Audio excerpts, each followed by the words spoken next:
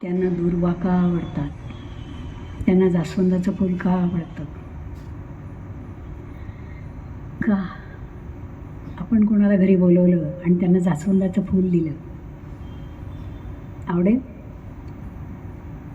संकष्टीला बोलवा, प्रत्येकालाच असो 21 दुर्वा. ते म्हणतात छान, आज संकष्टी दुर्वा मिळाल्या, छान. खाली उतरतील म्हणतील बाई वाटलं काही खिचडी साबुदाण्याची वगैरे का. असंच असतं का, मोठं तेवढं खोटं लक्ष दिलं काय. आम्हाला काय दुर्वा मिळत नाही, आम्ही काय वाहत नाही दुर्वा, दिले हातावर ठेवून तर. आपण संतुष्ट होऊ का? नाही. आपल्या घरी आपल्याला चहा मिळतो तरी दुसरीकडे जाऊन आपल्याला चहाची अपेक्षा असते.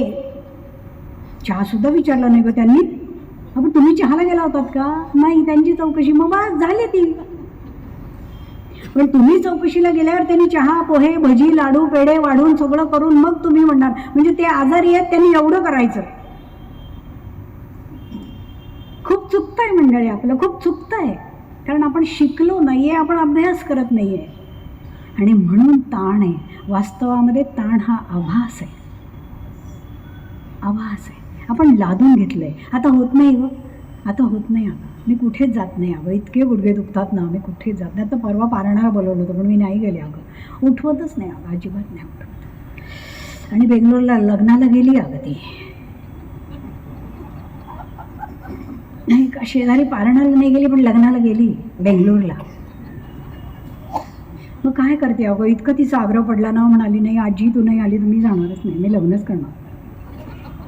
अशा सुना असतील आणि अशा नातवंड असतील तर खूपच छान आहे. अहो मंडळी, खूपच छान आहे. पण हे नाही आहे. हा आपल्यामधला जो काहीतरी विचित्र भाग आहे ना, ह्या सगळ्या गोष्टींचा ताण आहे.